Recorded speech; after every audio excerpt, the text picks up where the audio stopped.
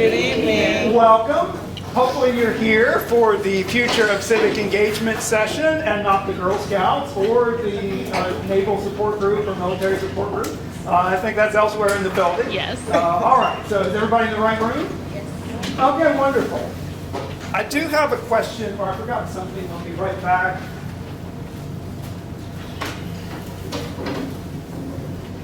I am Jim Herbst. I'm Programs Manager in the city's Department of Neighborhood Services. I want to start with some questions. How many of you remember these?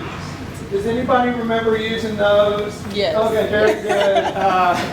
A few of it. Carl, you remember? Oh, wow. Slightly. Okay. Does anybody remember like the 5 1/4? Yes. Okay. Does some of you younger people even know what these are? Okay. To my knowledge, Carl's with the City Civic Lab. Are we using these computers anymore? Oh, no. Okay, that's a good thing. I think we've upgraded our infrastructure. How many of you remember these things? Oh, yeah. Okay. Have those of you in the back, some of you, have you used those? Oh wow, that's good. I was surprised when I Googled for the image. They're selling for $200 on eBay. So if you have one of those, you know, it might be worth some money. But I asked that question because if you were to think of infrastructure, when we think of the city's infrastructure, we think of pipes, we think of computer hardware, we think of vehicles. But the question I want to raise this evening, and revolving in my mind and why we're doing this evening, is if we were to think of Norfolk civic life as invisible infrastructure, where should residents, civic leagues, and city government be making investments of time, relationships, and money? So we think about other infrastructure, but are we thinking about civic life as a major investment in infrastructure in what we're doing? So here's the agenda for this evening. You're not here to see me, you're here to see Dr. Nicula from ODU in the back. She's a wonderful professor. She's been a partner with our office for how many years? 10 years or so. We have an exchange where Anicia goes to her classes and talks to her students about master's MPA students, right, in public administration. And so she's also helped us. She's also secretary of your Civic League, right? The Larchmont Civic League. So she's done a research she did her PhD dissertation on Norfolk. And so she's very committed to the city and civic life. And we're very happy to have her this evening. So you're probably here to hear her and our reactions. But I did want to give you maybe a few minutes of challenges and opportunities that we see in our office in neighborhood engagement.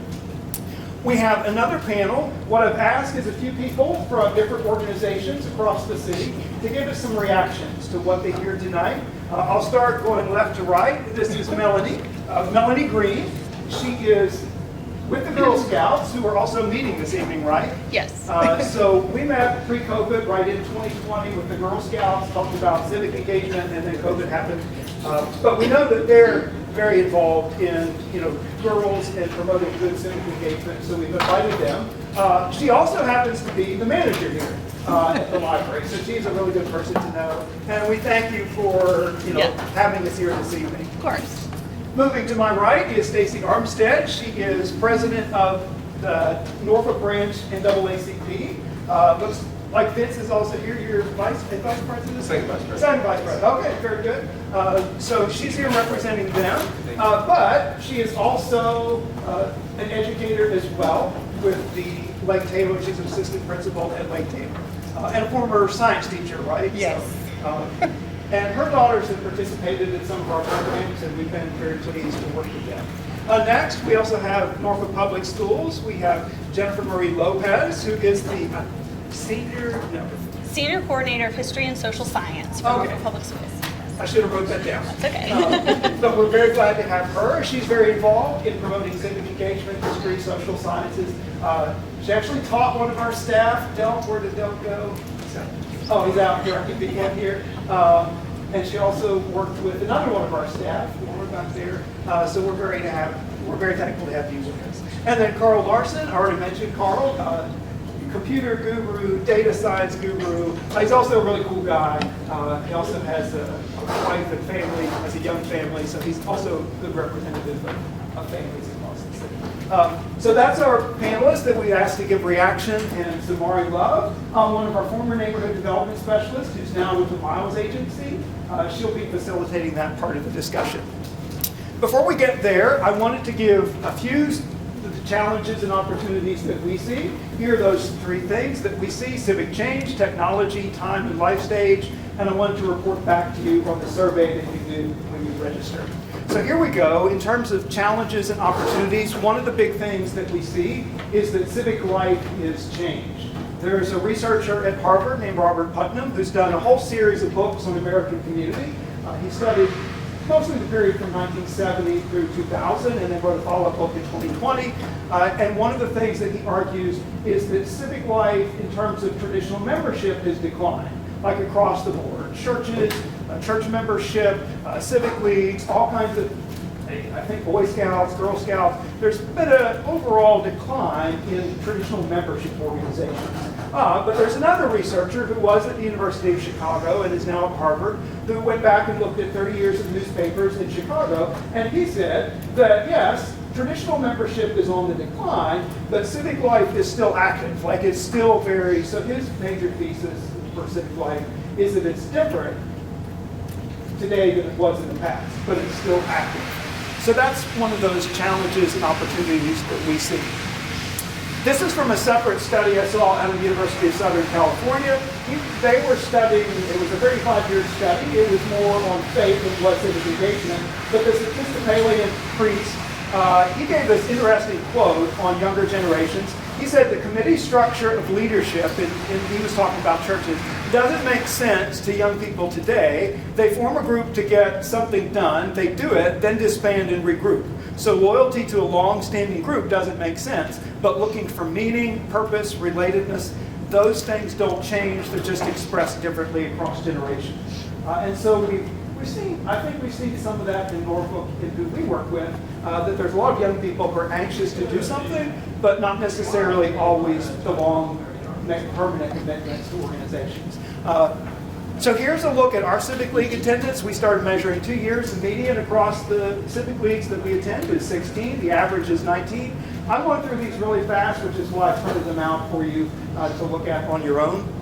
We then compared it. Carl suggested that we look at the population 15 and above. So we looked at the population, neighborhood population, and compared it to Civic Leagues. So we have a seniors tower that 22% or 23% of their people attend their Civic League meeting. But as you go across the rest of the city, it declines from there. And this tail would go further out. That's all I could fit on one slide without extending it. And so most of Civic Leagues, are under 1% of the population. This is another chart showing the exact same thing. The light blue is the Civic League attendance, dark blue is neighborhood population estimates. Here's one more slide showing the same thing, kind of all neighborhoods with Civic Leagues, less than 1% of the population, 15 and over, are attending Civic League meetings. So that's what we're seeing. So that's one challenge. Another challenge is communication and technology. There's a former CIA media analyst, Martin Gurry, who spent his career reading newspapers across the world for the CIA, and he said there used to be, in most countries, there used to be 2 or 3 main channels of information, authoritative news agencies. Because of technology, that's exploded today. And so, in some ways, that's good. It means that some of the older organizations don't hold a stranglehold on information, but also means nobody knows what to believe anymore. So that's something that we see. The opportunity is that it's given us lots of resources, new ways of communicating with people. And if you didn't know, Norfolk has gotten attention nationally for its budget engagement, for some of the things that we're doing to reach people engaging in the budget process. I want to say something about these people. These people are really cute and cuddly. They're also somewhat time-consuming from what we've been able to learn. Does anybody notice anything on this chart?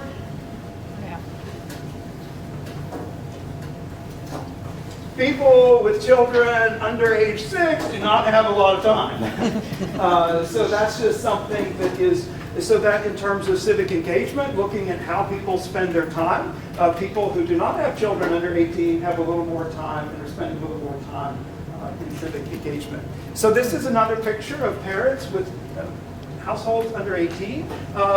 When you break out less than 1% of their average time, this is averaged over a week. This is from the U.S. Bureau of Labor Statistics. They do an American Time survey. And of that, that's divided in between religious activities, civic volunteering, and other. So that's just some interesting.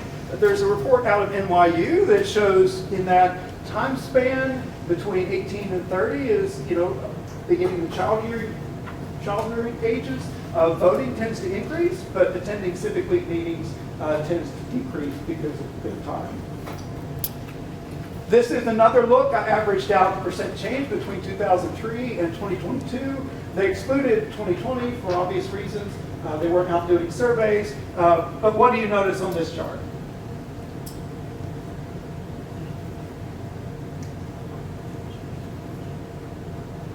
People are spending, anybody? People are spending less time at organizational, civic, religious activities. They're spending less time about caring about other people. But they are spending more time in leisure and sports, personal care activities, eating and drinking, household activities. So this is, the change since really 2003 in terms of where spending time. So a very perceptive team member on our team raised the question. He said, if they're not spending time here, how do we engage people in other areas of their life? I thought that was a really good question. So anyway, here's the registration survey results. You tended to think that older people were more engaged than younger generations. So I thought that was interesting. And then I'm guessing we probably have a lot of Civic League people in kind of the survey registration that you did. People tended to rank Civic League attendance as kind of their top thing. Activism for one or more issues, voting, you can see the results of that survey. These are your comments. You gave some really good comments on what civic engagement means to you.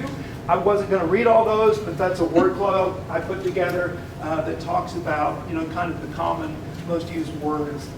So I didn't want to read all those to you, but I put them in the handout. So it comes back to the question, if we think of Norfolk civic life as invisible infrastructure, where should residents, civic leagues, and city government be making investments of time, relationships, and money? So that's something, I don't have answers to that, but I'm hoping that we can think about that this evening. And I will turn it over to Dr. Gail Nicula, who also, I think, was a librarian, correct, at one point in your career. So how appropriate that we're cleaning in a library.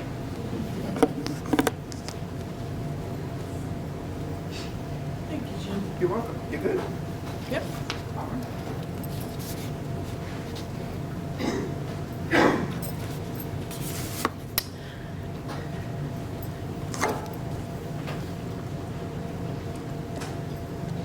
Hi, everybody. So my name is Gail Nicula, and I teach in the School of Public Service at ODU, and I am looking at my Civic League president who came.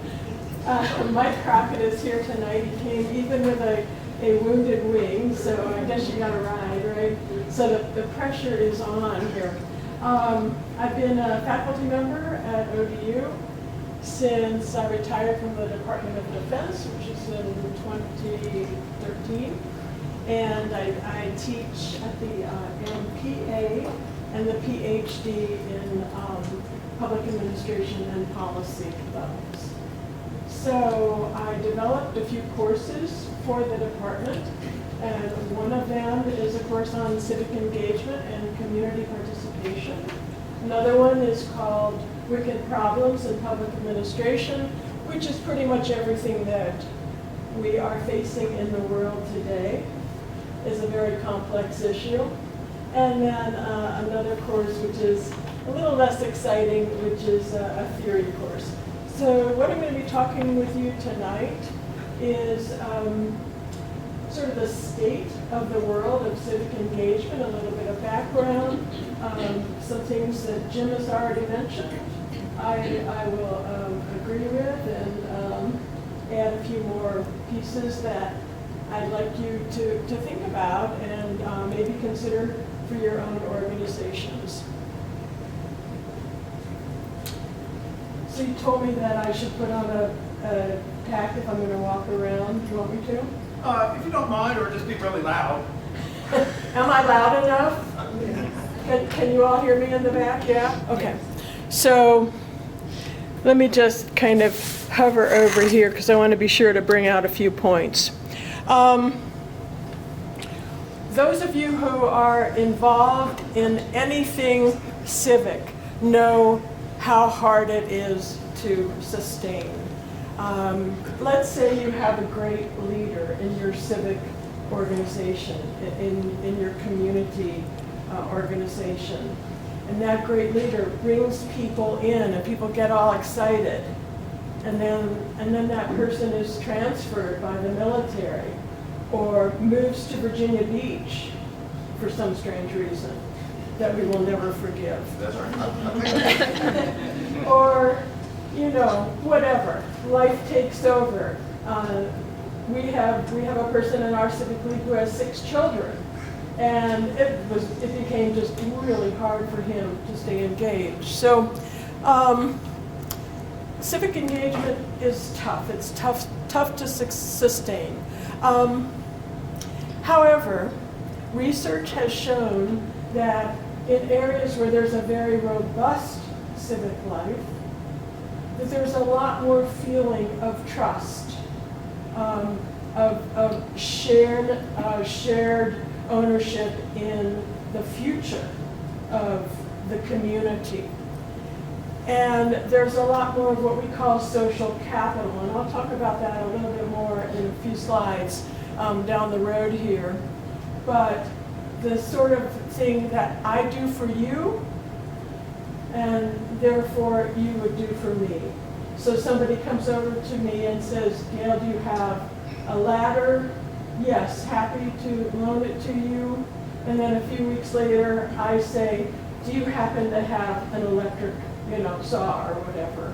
Yes, happy to loan it to you. So this sense of reciprocity builds among neighbors. So the fact of the matter, however, is that trust in government, not in our neighbors, but in government, is very low and getting much lower, especially trust at the federal level. Now at the city level, with people like the Office of Neighborhood Engagement, it's a different matter because we know these people are our neighbors. But at the federal level, not so much. And one of the interesting facts is that the party in power, the adherents of the party in power, as you can see by the last bullet, always have sort of a little bit higher level of trust. So in November, if the party in power switches, that figure where we see 8% of Republicans and 25% of Democrats, that's probably going to switch too. And Republicans are going to have a higher level of trust. And that's just the way things go. So this is a slide I thought you might enjoy. This is a little information on how popular Congress is, which is not very popular at all. You see those first 2 lines. Is this a pointer, Jim? I think so. That's it. I don't want to jinx anything. Okay. So compared with lice, Congress is 19% popular and lice are 67% popular, right? Compared with colonoscopies, which I just had my second one a few months ago, and I'll tell you the prep was just worse than the first one. That's more than you wanted to know. Colonoscopies are more popular than Congress. Root canals are more popular than Congress. Luckily, we are not at the federal level. We are at the local level, and we can make a difference. So you mentioned voting in one of your slides. And a lot of my students think that if you vote, that's your civic duty. You've done it. That's really not true, though. It is so much more. It's building trust relationships, this concept of social capital, with people who are working toward similar goals. And the overarching goal is to improve the quality of life for the people in your community, the people in your neighborhood, the people on your block. You can go lower, you can go higher. The people in Norfolk, the people in Hampton Roads. One of the things that our Civic League, Larchmont Edgewater, is advocating for right now is school crossing guards. I bet if we work with the other civic leagues in our area, like Lambert's Point, like Highland Park, like the 35th Street corridor, we could put a lot more pressure on the city. Mike, why are you taking notes there? We could put a lot more pressure on the city and perhaps on the police department that fund these crossing guards, that pay for these crossing guards to fill these vacant positions all over the city. They're vacant. So there are lots of things that groups of people can do to advance that ultimate cause of improving the quality of life for the people in your block, neighborhood, community, city, etc. Let's talk a little bit about co-production here. Co-production is an academic term. I'm sure some of you have heard it. Co-production is something that happens because government cannot do it all. Government doesn't have the funds, government doesn't have the personnel, government doesn't have the time, government doesn't have the energy to do everything. So this concept of co-production means government, whether it's our city government, City of Norfolk's government, or state government, or even the federal government, is leaning on us to work with them to help reach some goal or set of goals. So I want to go into a little bit of depth on this idea of co-production. And there are good aspects and there are some negative aspects as well. Can you see this in the back, okay, that chart?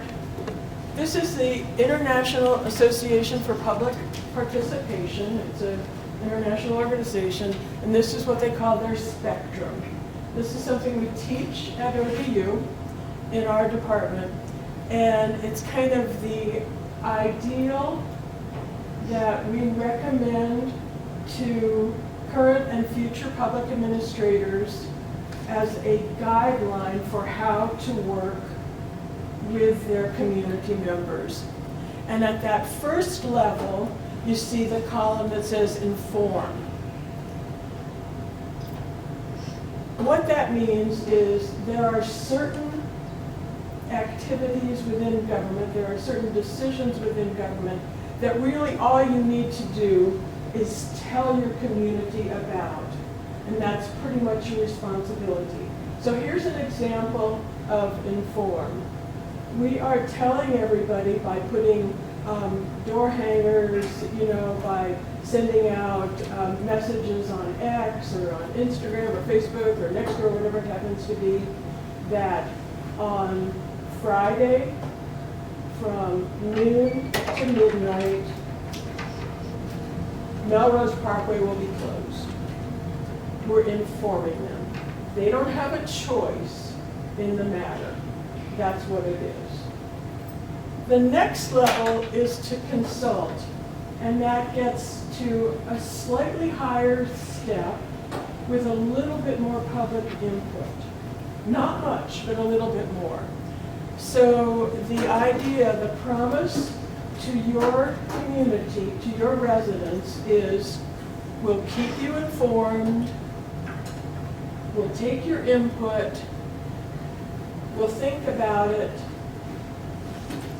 But, no promises. So let me give you an example of consult here. Let me go back to my notes for a second. Okay, so consult. Let's say there are 3 options. We'll take street closures again.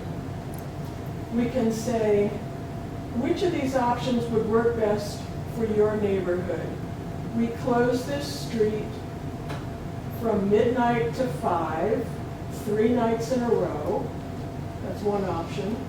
We close this street for the entire weekend. That's another option. Or we close this street for one 24-hour period. And that's consulting. So we're doing kind of what Jim did. We're going out to the public and we're getting input, right? We're getting their input. And then depending on what it is and what's reasonable and how much money we have and that sort of thing, we'll go with their recommendation.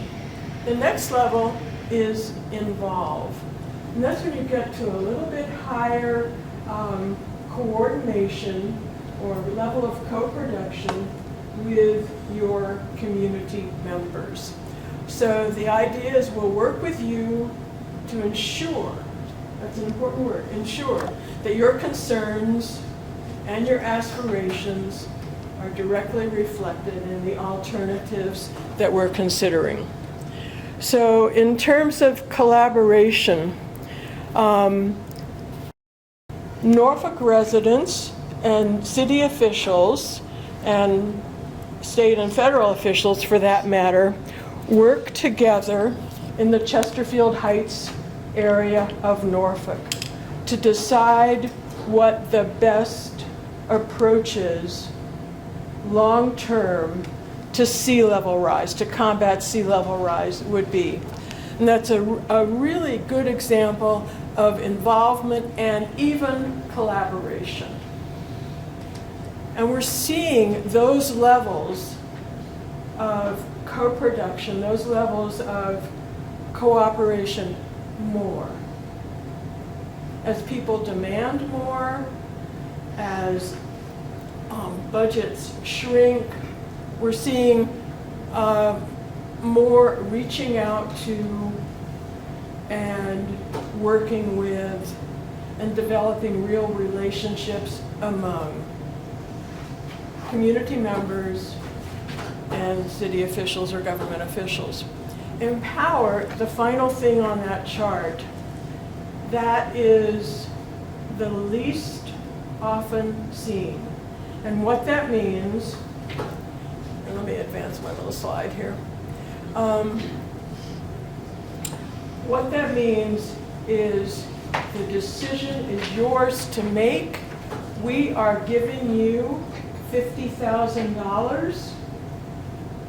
This is the community's decision on how you want to build this rec center, this whatever it happens to be.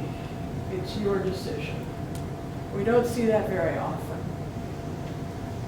So that's a little bit about the theory of co-production and the different levels of working with community members.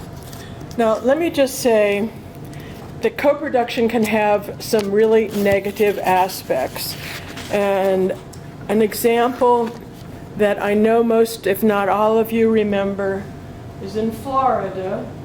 There was a man named George Zimmerman who had been sort of deputized by his community to be a community watch person.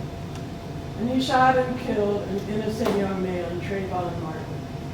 That's a real negative example of co-production.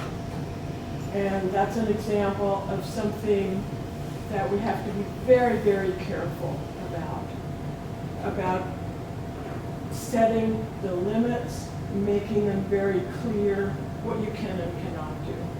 So I think enough said about that. So we'd like to be at the involve level. We'd like to be at the collaborate level. We might dream to be at the empower level, but it's probably not going to happen very often. Any questions on that?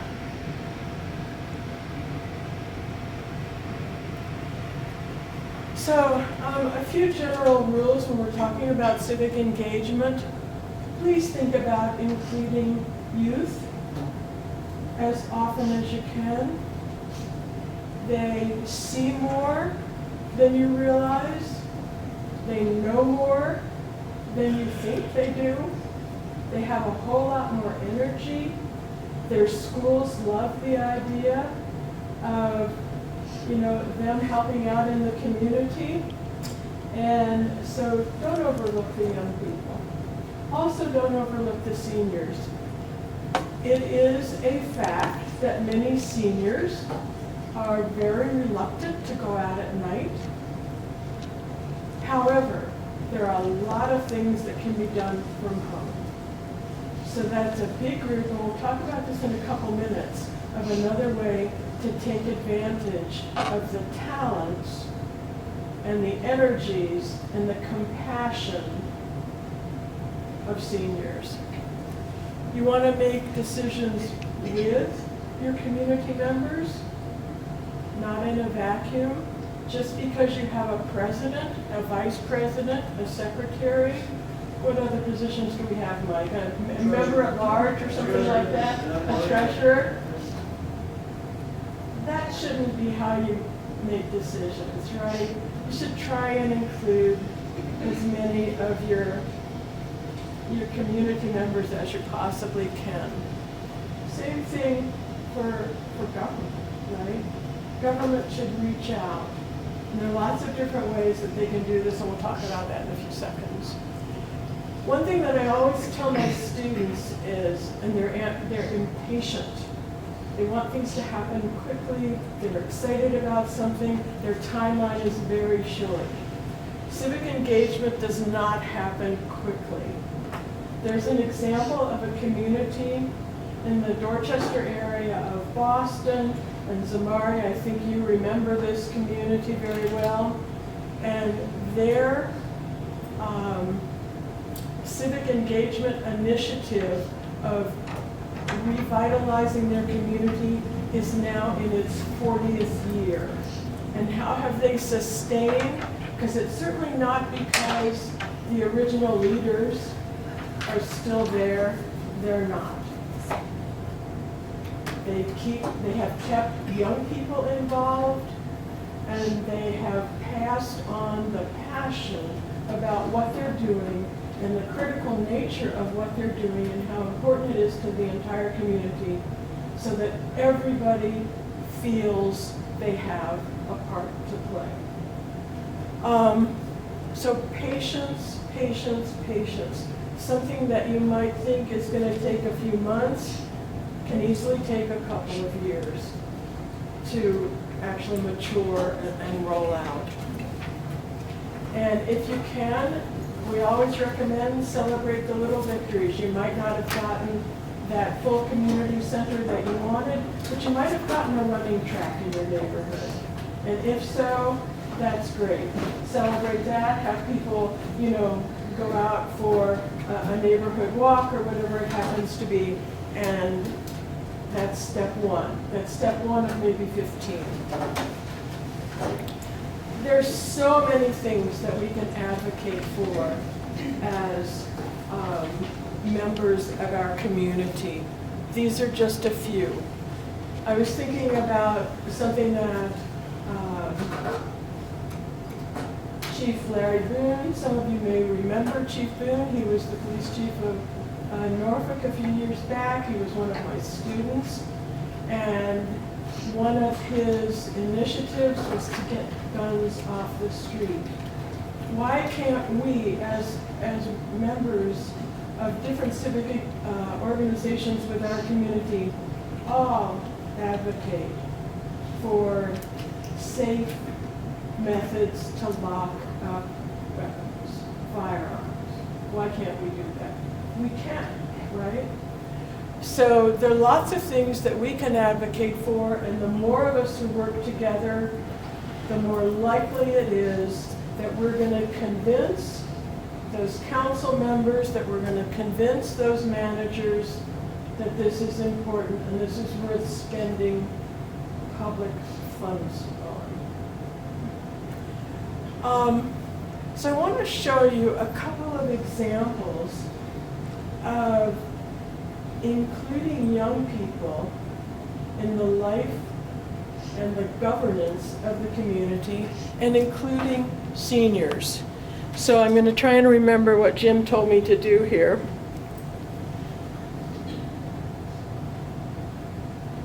And Jim, I may need to get you up here, because I am so not, let's see. Did I do that right? I think it's there. Okay. And how do I scroll down? Like that?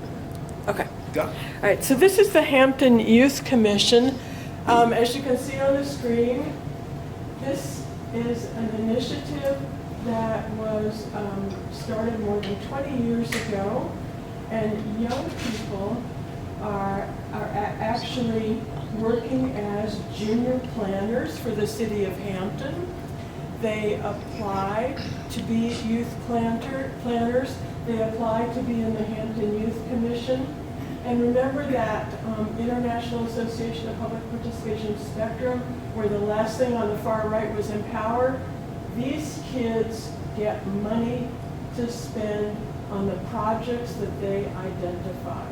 And this is going on right here in our region, the Hampton Youth Commission. So that's one example of bringing young people in to improve the quality of life for them and for the rest of the community. Another innovative example that perhaps some of you have heard about, let me go over here.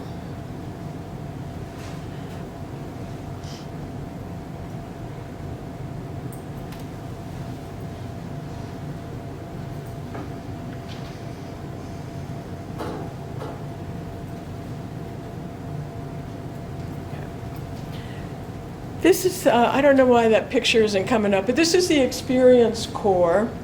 And this was started many, many years ago.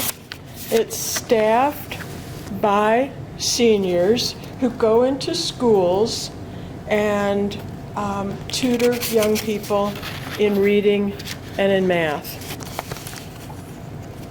And a lot of these people who do this are former teachers, for example, or whatever, you know, librarians, mathematicians, social workers, pharmacists. They're people who want to be engaged, who like young people, who want to help. So this Experience Corps is run through AARP, and there are numerous Experience Corps organizations throughout the country. Unfortunately, and despite my suggestions and pushing and so forth and so on, there aren't any in our area. Let me find my notes here. Let's see. So we've got, hang on, bear with me.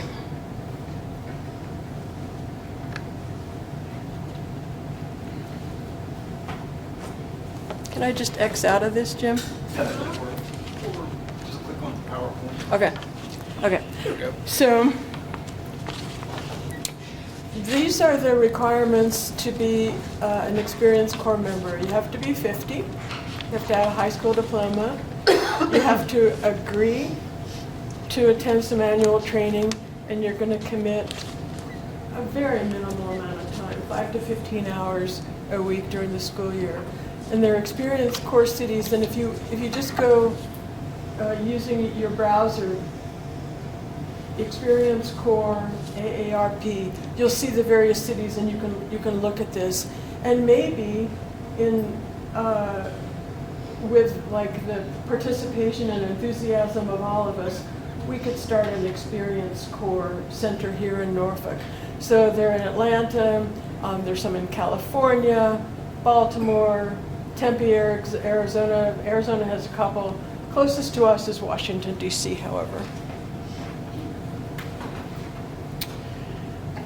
So civic engagement depends a lot on who's asking. Do you have a microphone up there? If you do, please use it. Okay. It's the microphone for recording, it's not. Your hand is drowning around. Oh, okay. Sure.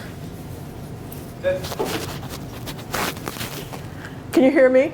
That's not going to help with that's for the recording, that's not the sound. Oh. So what do you want me to do? I don't know if you could move closer. Okay. And Okay. if you don't mind, the mic.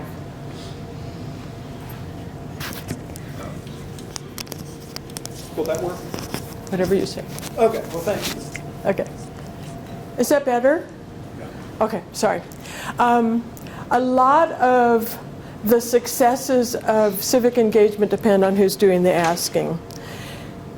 If Mike asked me, because I've worked with him for several years now, because he's enthusiastic, because he's impossible to say no to, I will probably say yes.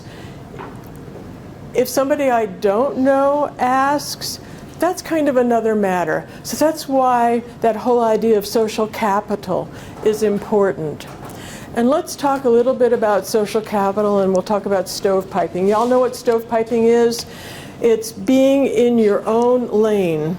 It's the downtown Norfolk Civic League never talking to the Civic League at Tarleton, and the Tarleton Civic League never talking to the Civic League in Ocean View. And that's stovepiping. Why can't we all figure out a way to get together, right? We can do more, we have more, we are more effective if we work in larger groups. So again, what's the ask? Is it feasible? Is it something I'm interested in? Do I see the relationship of what they're asking to the future of a city that I love, that my kids are going to school in, and so forth and so on? And then really kind of the bottom line here, what's in it for me? And it's not going to be monetary, right? It probably is not going to be monetary. What it is going to be is a better neighborhood, a better life, a better experience for all of us.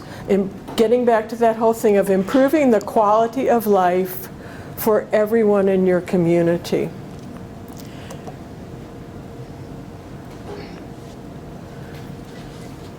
Here are some of the things that are pulling down civic engagement. You all know this. This is nothing new. People who are here tonight, each and every one of you, I am almost 100% certain that every one of you is committed to 2 or more organizations, 2 or more efforts. Am I right? This is not the only thing you're interested in. Yeah. So the people who are getting out there and doing already are overcommitted. So again, getting back, who isn't overcommitted? Young people are not overcommitted necessarily. Sometimes, yes, sometimes all kinds of sports leagues and so forth and so on, but not always. People sometimes just need to have a little bit of confidence that they can do it, that they're capable. This is a problem as well. What you're so excited about, I'm not excited about at all. So we have to keep that in mind. You don't see the point. That's sort of the same thing.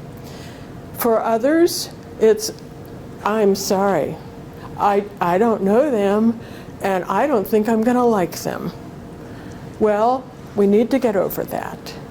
You know, you're going to improve your entire existence by getting to know and work and trust people who you would not have otherwise had the opportunity to work with.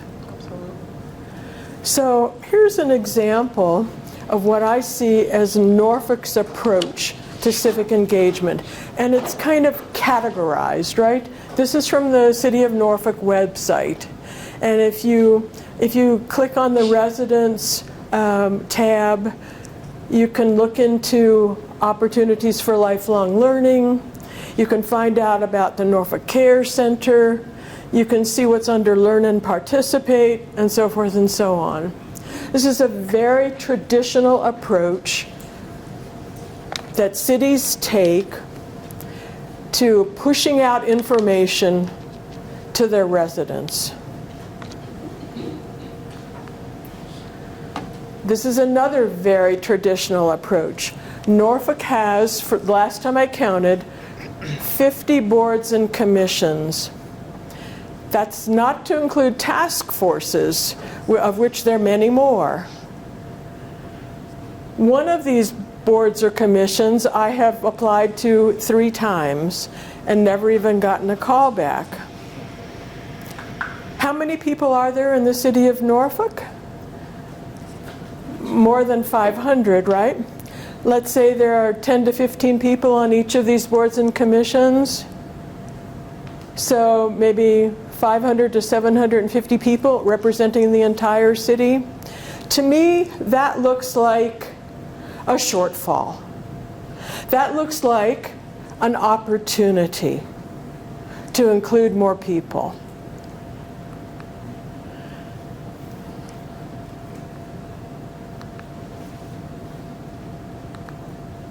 Okay, here's a different approach.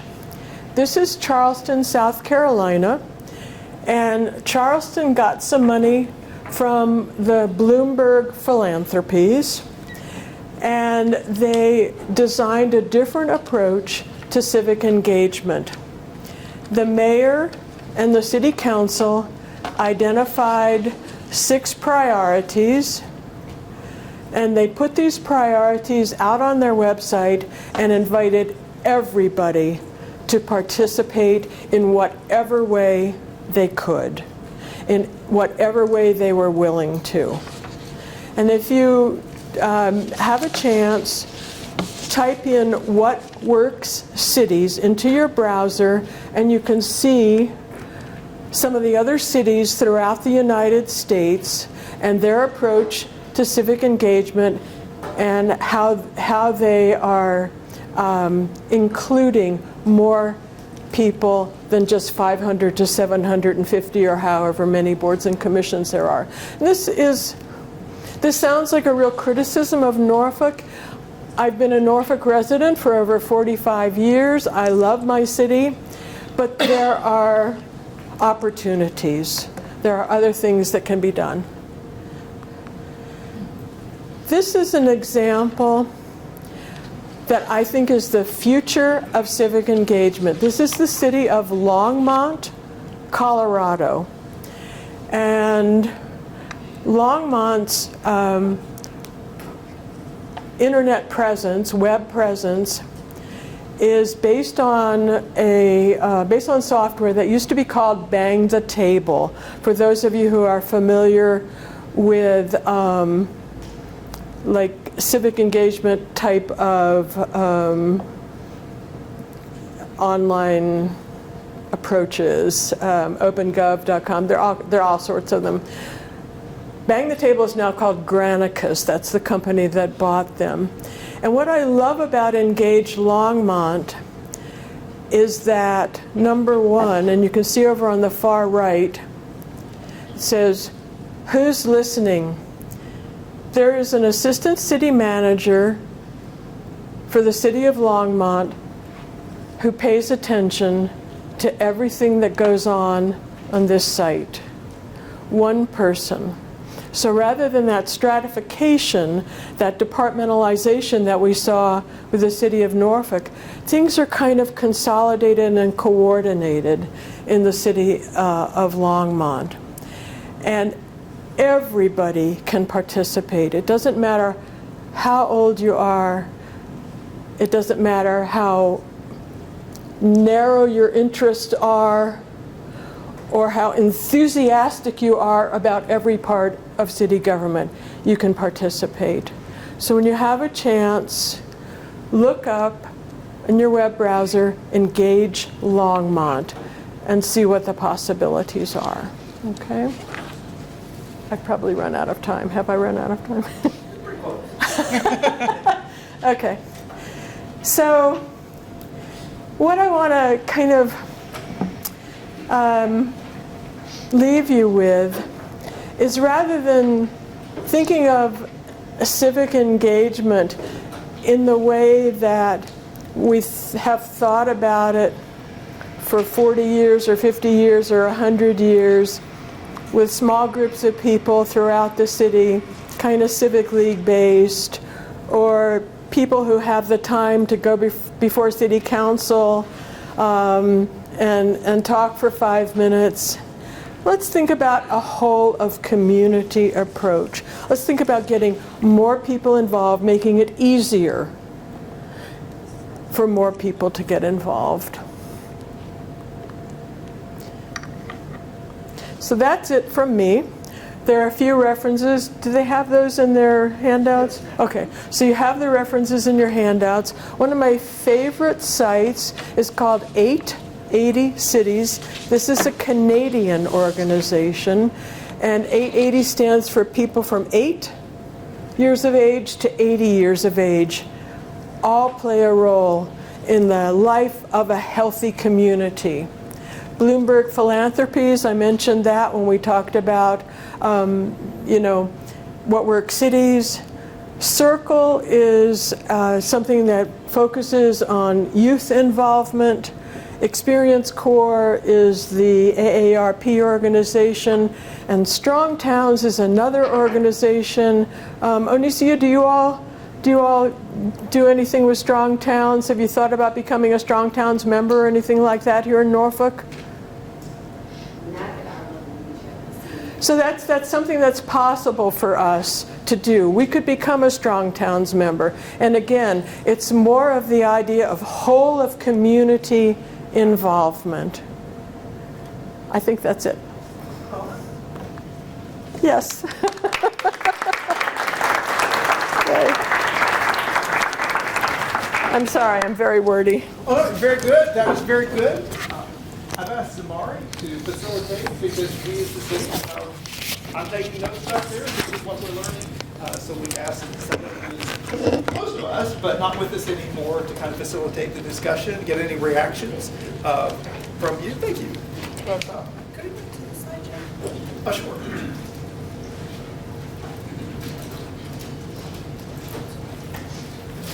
Okay. There we go now. All right, good evening. As Jim shared, my name is Zamari Love. I'm a former neighborhood development specialist. I see a few familiar faces from some Civic League and task force meetings. So I'm very happy to be here. I'm also a former student of Dr. Nicula as a graduate of ODU's MPA program, Master of Public Administration. I actually took Wicked Problems and Community Participation, and I think one other class. I can't remember the last one. Wicked Problems. That was my favorite one. So we're going to jump right into the reactions. We're just going to start with Melanie, and I just want to first draw everyone's attention back to sort of the guiding question of the evening that Jim posed earlier. If we think of Norfolk civic life as invisible infrastructure, where should residents, civic leagues, and city government be making investments of time and relationships? And so I just want you guys to kind of keep that in mind as you're giving your reactions, because that is kind of what we want to take away from today's discussion. And just to give you a reminder, Melanie is the manager here at Pretlow Library, as well as tell us what your position is with the Girl Scouts of Colonial Coast. I'm going to move this over a little more. Can Can you guys hear me? Sorry, my voice doesn't project that well, so I'll try really hard. I am a Girl Scout leader, and I lead a troop of 23 girls based out of West Ghent, and I've been doing this for 7 years. This is our 8th year together, so I am very familiar with all the Girl Scouts in the Norfolk region, Norfolk City and the region. So, Thank you. So share with us a little bit about your reaction from Dr. Nicula's presentation. I agree with a lot of what she has to say. I think sometimes we get really siloed, but I also think it's just a function of some of the challenges of our world today is that so many more parents are working. That's one of the challenges that we have, and that I have myself, of balancing all the expectations of managing your home, your work responsibilities, and then getting involved in any community capacity can be really challenging to juggle all of it. And we find a lot of people have good intentions and want to start a Girl Scout troop or want to help volunteer in a community initiative, and then they get in it and just get overwhelmed. So when I'm training and helping train new leaders, what I really like to advocate with them is to pull in your parents and to communicate expectations. Like years ago, I read a book about how to get people more engaged, and they said you can't just send like a blanket email of, I need help. You have to like target parent A and parent B and say, can you organize a hike? Can you do this? And that your response is so much better. So I've gotten better at that as I've gone along, to recognize like everybody is facing all these demands and they think, well, somebody else can do it, but really if no one steps up, it just doesn't happen. So we communicate that to our parents, and we communicate expectations of, this is where we're going and this is why we're doing this, and we need you to jump in and help as well. So that's one of the reasons why our troop has been very successful. So Melanie, I have a follow-up question for you. Sure. So I was a Girl Scout myself, and I do remember, it being a very empowering experience. So Right. what are some ways that your troop, or that you have seen in other Girl Scout troops, of how you empower the girls? What are some successful examples of that involvement and collaboration and empowerment that Dr. Nicula talked about? We just actually took our troop to Europe last summer. We planned for 3 years, and we went to the International Center in London and Switzerland, and it was a big goal. And I think that's important, to set big goals so that the kids aren't just like, why are we doing this? In any activity that they're doing, of why are we getting involved in this? What is our long-term goal? So right now they're all in middle and high school, so we're working on their community service projects. So I just actually emailed one of my girls today about, she wants to do her project addressing period poverty and making more supplies available in Norfolk Public Schools. And I think it's amazing. And one of the main tenets of Girl Scouts is it's supposed to be girl-led. So we really are encouraging them to figure out, how can I impact the community, and how can I pull in my neighbors and friends and teachers and admin to make these things happen. So. And just one more question. Sure. And this one is more about the library, your experience here at Pretlow. I'm wondering, do you all have any engagement with that missing group of adults that we were talking about, that child rearing age? And if so, how are you all engaging them, and how can the community leaders here kind of leverage that? We do actually. It's really interesting that they don't engage in Civic League meetings, but they do come to story time. Okay. Right? Like when you're that, I have a 14-year-old, but when she was a year old, my priorities were much different with how she was being educated and what we did with her. So they come for story time because they know that child development and literacy skills are so important. So we have a lot of heavily engaged parents and grandparents, but we don't have a lot of heavily engaged young adults because they're not at that stage yet to where they're taking their kids to the library on a regular basis. So I don't know how to get them engaged on the Civic League level. I just know that the libraries, they're all, every organization has groups that we're better at reaching, and we're always trying to figure out new ways of how can we pull in, how can we get seniors to come in and volunteer more, how can we get people to come in and engage in book clubs. Because I thought it was really interesting that one of the statistics in that study was how so many people feel alone and that they don't feel known. And I think that the library provides a good connection and a point of community that doesn't require paid membership or that you all agree politically or religiously or any of those things. So I think it's a great opportunity for us to create community connection, and that's one of the things that we work on with all of our programs and initiatives. Thank you so much, Melody. And I'm actually glad that you said that point about you're not sure of how to get people involved at the Civic League level, right? Because isn't that what we're here talking about? We're talking about the idea that maybe civic engagement looks different. Maybe civic leagues have to do something different. So maybe it's showing up at story time. Maybe it's volunteering at story time. So thank you. And I do want to let everyone know we're going to do Q&A after we go through all the reactions. So write down your questions and we'll get to them. All right, next is Miss Stacie Armstead, who is the president of the Norfolk branch of the NAACP and the assistant principal at Lake Taylor High School, which is, I did not know that. Yeah. Cool. What are your thoughts?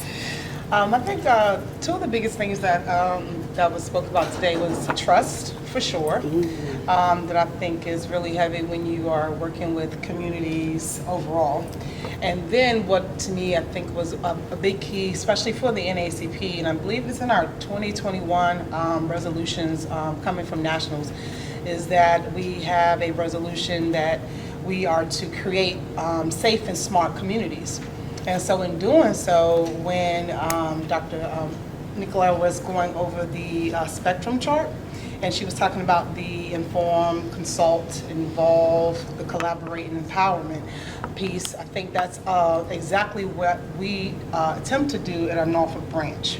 And definitely the informing part is one, we try to bring in knowledge about what's going on in our communities as far as either injustice or social issues, or be it whether it's inequality. And then of course we always, there's some things that we have to do behind the doors or quietly, that we're either consulting with each other, or we're trying to either provide private options towards people so that they can make decisions for themselves. And then of course the involvement piece is a heavy, heavy piece, because we can't get the work done, as we all mentioned a few minutes ago about working in silos. And so that part comes in heavy when we are trying to inform people that we are inclusive, and that our organization is not just working for African Americans, that we do work for people of all colors and creeds, and it doesn't matter, that we're fighting for civil rights. And so our doors are open to anyone. It doesn't matter what the issues are, that if you feel like that you've been violated or discriminated against, that the Norfolk branch is surely a place that you're welcome to come. And then of course the collaboration piece. We have clearly, since I've been in this seat, we have clearly stretched our arms far and wide to really become recognized and be able to have have a seat at many, many tables, and be able to have conversations with diverse backgrounds, so that we have a better understanding of how things have changed since civil rights have taken place in the 60s, and where we need to even become more diversified in even the things that we're doing. And then of course the empowerment piece, even though the way it was explained here, we look at it a little bit more differently, and we're looking at it even from empowerment, even from young people all the way up to our senior citizens, and not forgetting our grassroots. Thank you so much. I love that you went through the entire spectrum, which kind of shows everybody. I think that a lot of times we're doing these things and we don't give a name to it, so we don't know. So I kind of do want to challenge you all in your organizations to take a little bit of time and see how you might be using the different levels of that spectrum, and maybe where you can ramp it up a little bit. Stacie, a question that I have for you, with the NAACP, Dr. Nicula talked about having patience, and how sometimes you might have a goal to accomplish something in 1 year and you turn around and realize it's been 40 years. Yeah. How has the NAACP Norfolk branch sustained momentum through different leadership and membership and just society? Wow. I think always remembering what our mission is. And that's basically, I think that's just it. always going back to what is the overall mission of the NAACP, and reminding ourselves that, and even when we have those courageous conversations, because trust me, it is not always pretty in our private settings, in our rooms, when we are fighting for social justice. I mean, you can imagine, right? We have to be able to come to the table. We can't be afraid to take risk. We can't be afraid to speak up.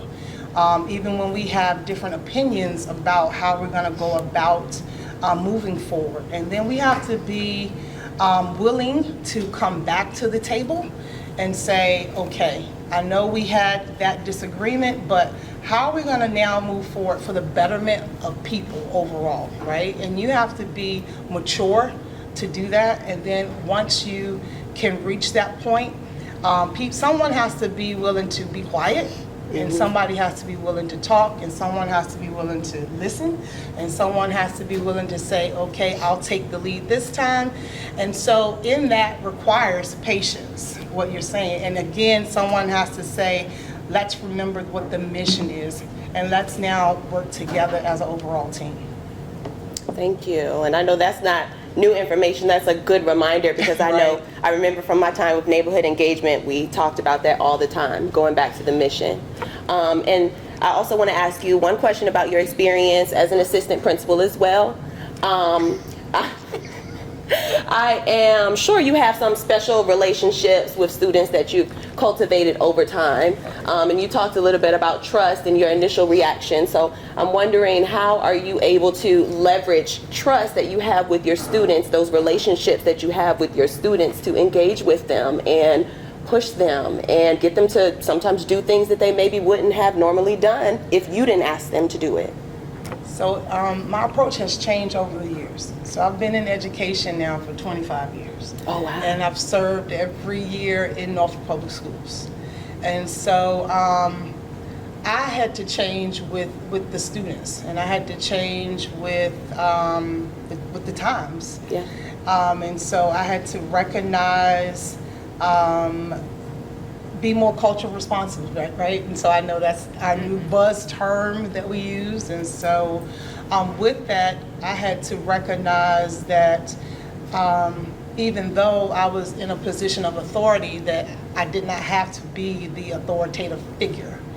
And so recognizing that I was working with young people, and young people have great ideas, and they have their own thoughts, and they have their own ways of going about doing things. And again, to reiterate some of the things that I just talked about, taking a moment to be quiet sometimes and listening to what they actually had to say. And then sometimes after they finish, giving them another way to think about doing things. And then from there, we're actually having a conversation. And then so we just gain respect for one another. And so it's just worked for me over the years. And then I think it helped that I actually live in the community where I serve. I think that's very important. And so not taken away from anyone else, but I think it's very helpful that the fact that I'm serving in the community where I work at, that it's really nice that they see me actually living and going to the supermarket with them, and I'm actually in parks with them, and I actually can bond with them, and they can see me with my jeans on. They can see me in the bad hair days with my cap, my cap on my head, and they might catch me, coming out my house pulling the trash can out, and so they know that I'm human, just like they are, and so then we can have different types of conversations as well. And I experienced some of the things they experienced, some of the same traumas that they've experienced, and so we were able to relate to those types of things as well. So is that being that having that relatability with them, and then recognizing that they have their own mindsets.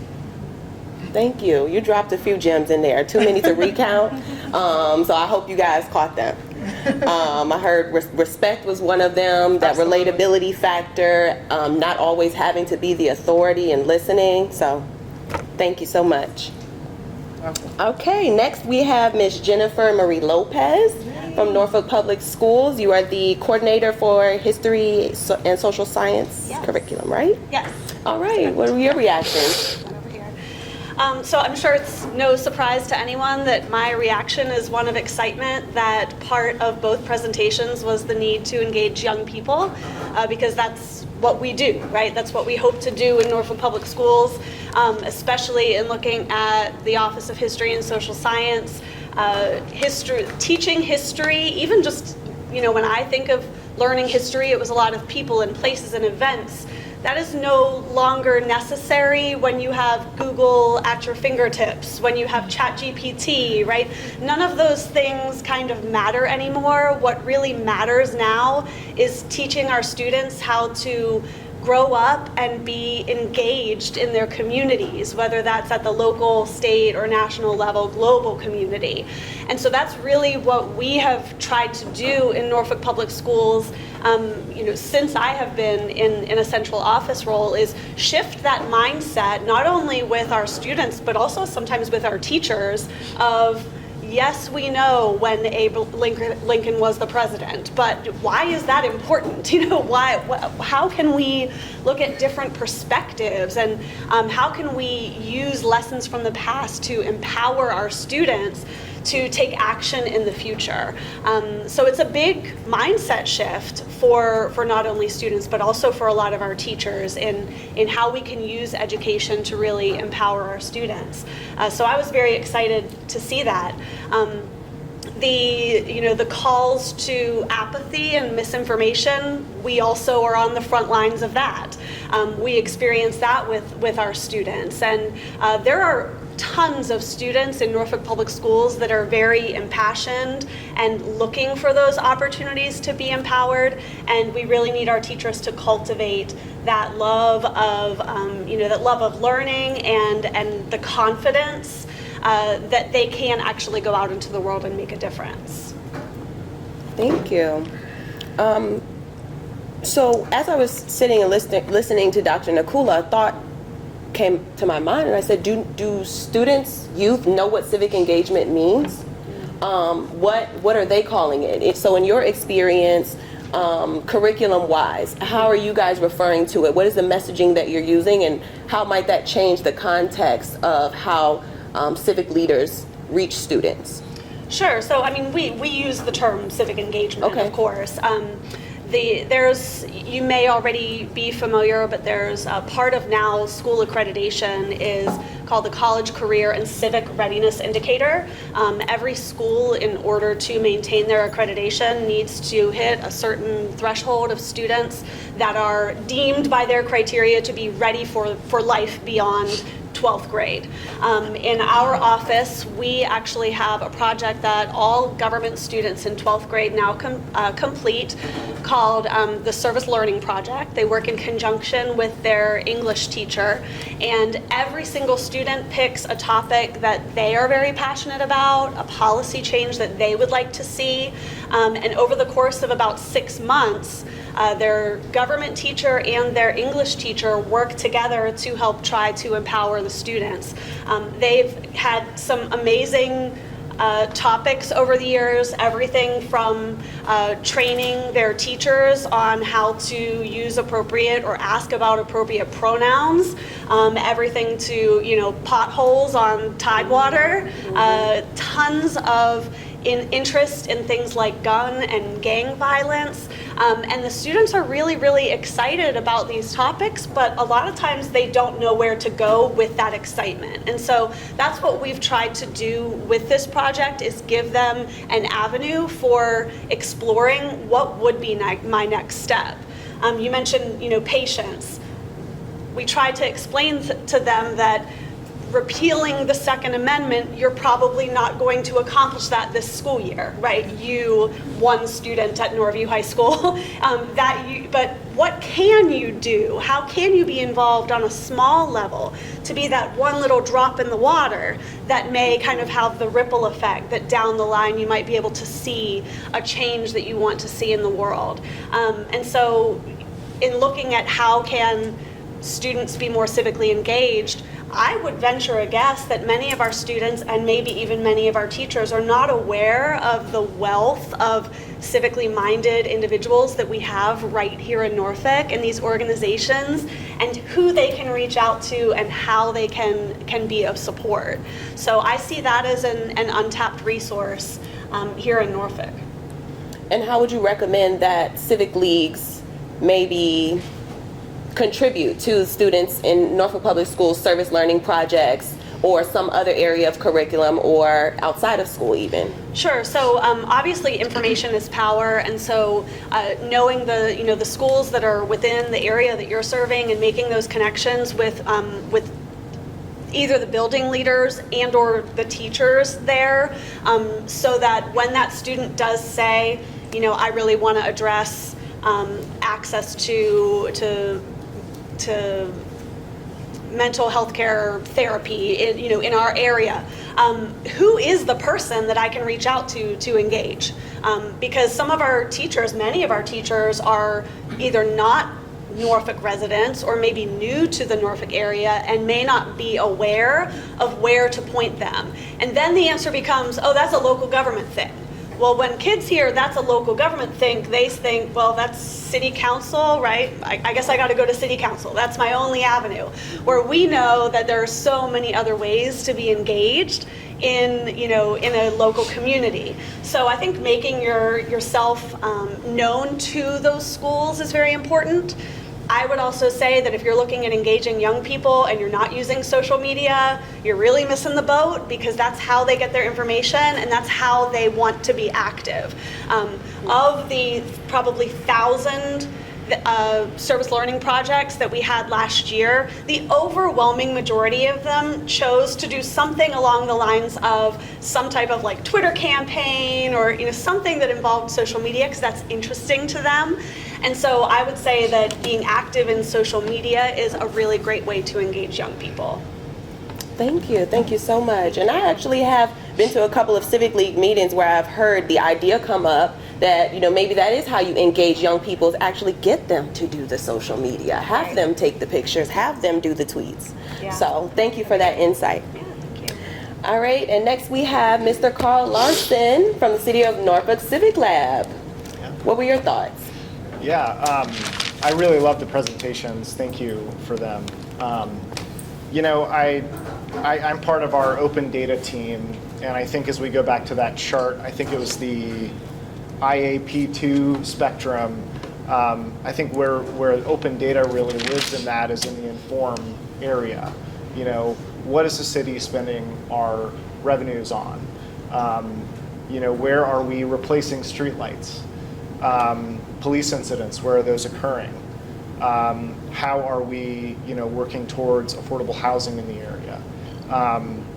And so I think our open data is really in that inform area. Our office also administers the resident survey. So that's another step, which is the consult area. So I encourage you all, I think we're going to release it sometime in May, maybe June, to take the resident survey. It's a really big deal, and we really pay attention to those results. And it's kind of our central survey that the city uses to collect what citizens care about, what they prioritize, and we'll look forward to your responses.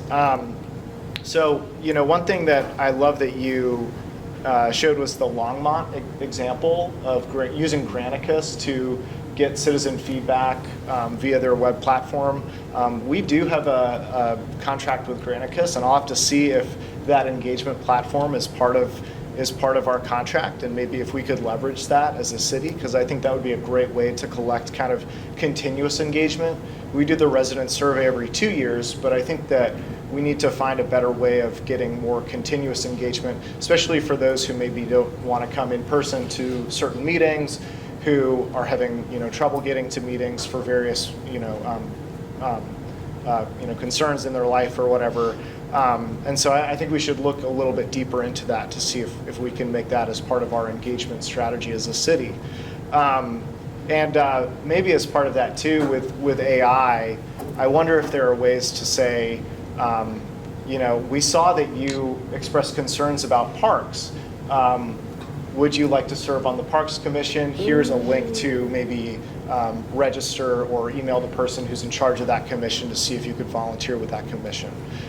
So I think there's a lot of opportunities there.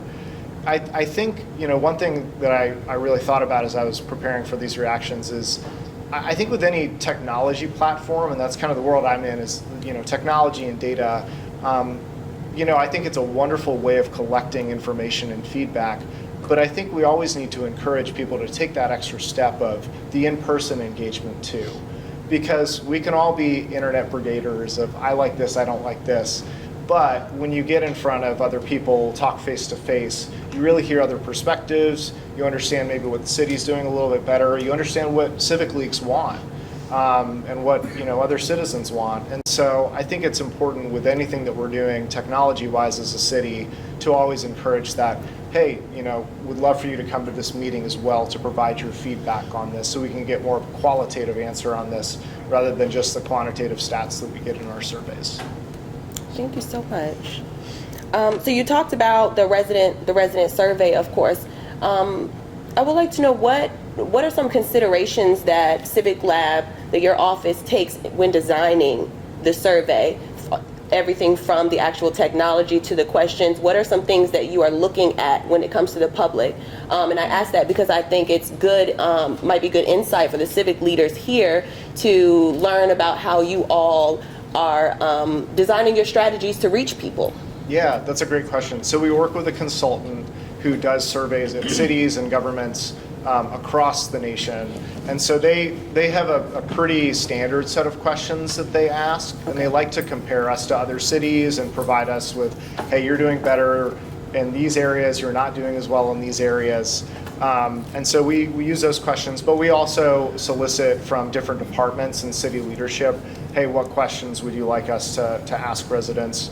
But we also don't want it to be too long. I think our last survey was a little too long, so we've shortened it by a couple pages just so that we get a little bit better of a response rate and so that there's not that survey fatigue as people are going through. And then also we want to get a representative sample throughout the city. So we do a random sample, and we the consultant sends mailers to addresses across all 5 wards. And if there's, I think in the last survey, we were lacking in some numbers in one of the wards, and so we extended the timeline just so we could get more response rate from that ward. Hopefully this year we get great response rate, but we also really want to work with civic leagues and task forces to try to get the word out a little bit better. And maybe, I was thinking about this with libraries and with people with young children. I have a toddler, and it's tough for me to make things like this. I had to coordinate with my wife. Hey, can you pick her up today so I could be here?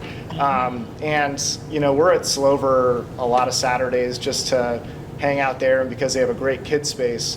I think, if we can have public engagement that also has areas with really good, kind of kid-friendly locations and things like that. So I wonder if with the resident survey, we might be able to say, hey, here's a paper version at the library. Would you mind taking this? And we'd love to log your response and get your feedback on what you would like the city to do better in. It's a great idea. And I think I remember that the resident survey results do become public, right? Yes. Yep. Okay. So we put them on the open data portal, and we also publish a dashboard. You can see the dashboard for the 2022 results. And then the budget office, takes those into consideration when crafting the budget, and they'll say things like, hey, the city residents prioritize this, and so here's what we did in the budget in response to that as well. Vote for the library. Yeah. And last, Carl, how can civic leagues residents use those results and open data and other sources of data to engage the community? How can they use it to, for that person-to-person, that relationship building that you're talking about, or also just developing strategies and initiatives? Yeah, so we split up our resident survey results by ward. That guarantees a good level of anonymity for residents so that they don't feel like their identities are being compromised when they respond. So, if you look at a certain ward, you can see, do you feel safe when your kids are on the streets or something like that? And so we talk about school crossing guards. Maybe if a certain ward has a really poor number for street safety or something like that, a civically might be able to say, hey, City Council, see this number, can we do something about this? Because the data doesn't lie, and it's a great way to advocate for your community by pointing at the data that the city published ourselves and saying, we would like to do something about this. Thank you. That's great insight. Thank you. Well, I want to thank you all for your insight, for your reactions. Were there any last minute thoughts before we turn to Q&A? No? Dr. Nicula. Can I just add one thing? One of the wonderful characteristics of these online civic engagement platforms that we're just talking about, and Radicus is just one of the many, is that it levels the playing field so that the quieter voices can also play an equal role, because one thing that Jim didn't mention in terms of civic league attendance is the people who come to civic leagues, the people who talk before city council are the people who are mad, the people with an issue, the people whose car was just broken into, the people who's, we're seeing other people's dogs poop in their front yard and are tired of it. So many of us have opinions and concerns and ideas and enthusiasms, and online platforms make it possible for everybody to have a voice. That's a great addition. And I've also, Dr. Nicula, you made me think of something else. I know a lot of times we think of technology, and there's a bit of a barrier there sometimes with different ages and just technological literacy. But I think there's also an opportunity there with tapping into the youth, and maybe the youth do the survey while the older members tell them what to put, I don't know. We can be creative. There are so many things that we can do. But with that, I would like to open the floor for Q&A. Jim, how much time do we have? I think Melanie would like us to be walking toward the door at 7:45, right? Yes. Okay. All right, that gives us a few minutes. Any questions or reactions? I have a question, since we have two educators on the panel. Would you all be interested, would it be feasible to have interns associated with civic associations? For example, seniors or juniors or sophomores, that sort of thing, interning with their neighborhood civic association and getting some sort of credit. Is that something that might be appealing? So I can't speak to the awarding of credit for that. However, I can say that when I mentioned that CCCRI, part of the service learning component includes work-based learning to include internships. And so any internships that are available for our students not only will help our students, but will also help our schools. So I would say absolutely. Yeah. Again, I don't know, I can't speak to the awarding of credit for something like that. That would probably be the Office of CTE, Career Technical Education. And definitely for volunteer service hours. Yes. Yes.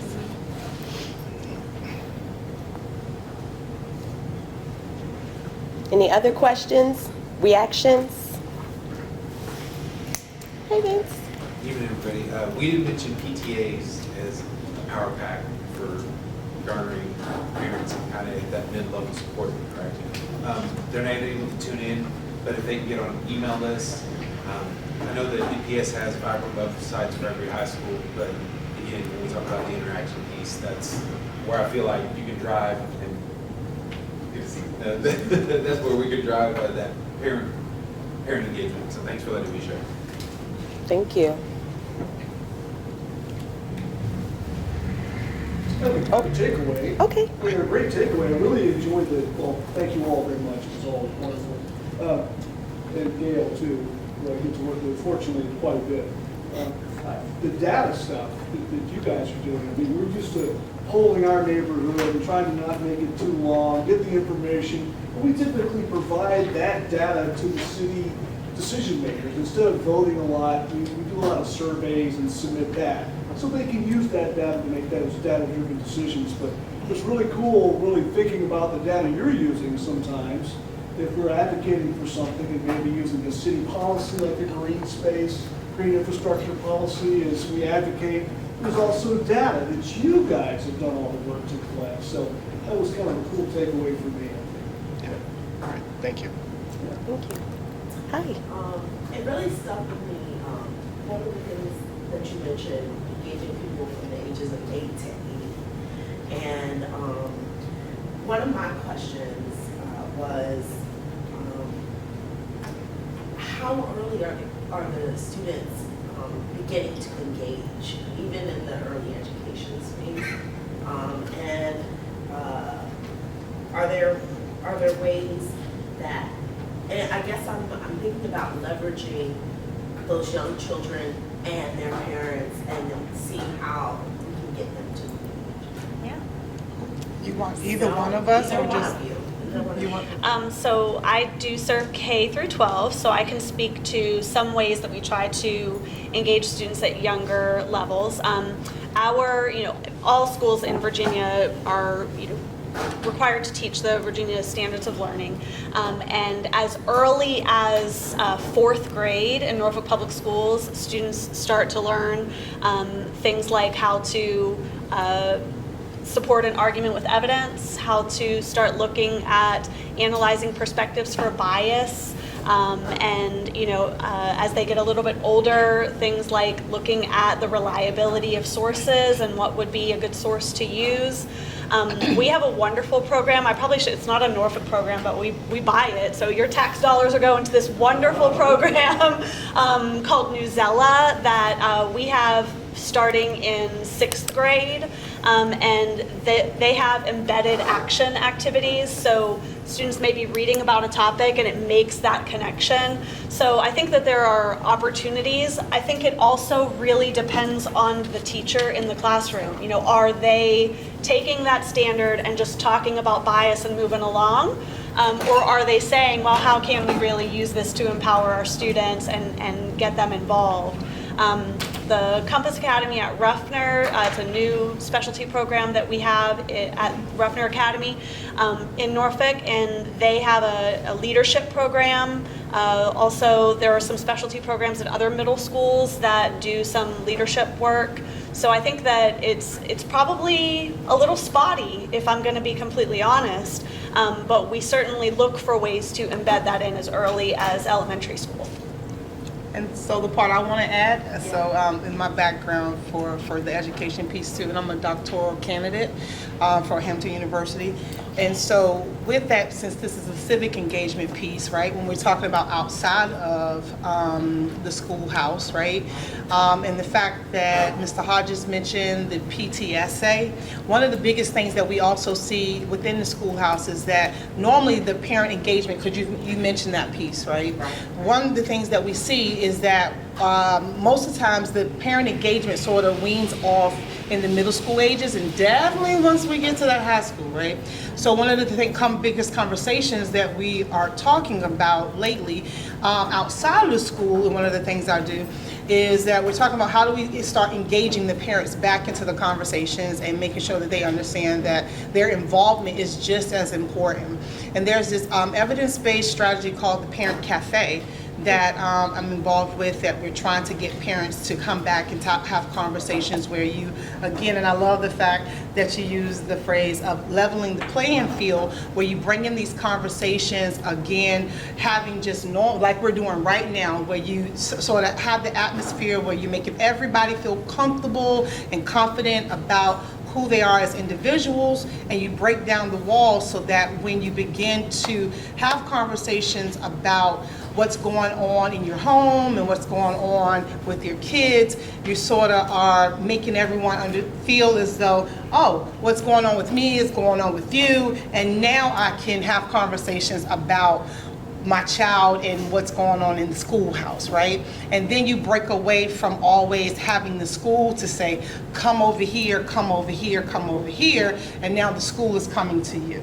And so that's some other ways when we are trying to come into the community versus having the parents always coming into the schoolhouse. Thank you. Yeah, absolutely. Thank you for asking that. Okay. Okay, thank you, Zamari. I don't think you ever got an umbrella when you worked for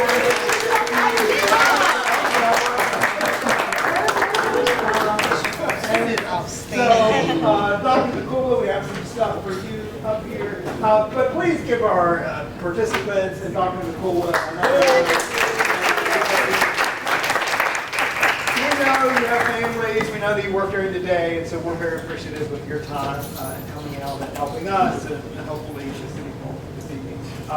Carl didn't mention it, but we're what Work City's gold? Or? Yeah, we are. So there's 3 tiers. There's silver, gold, and platinum.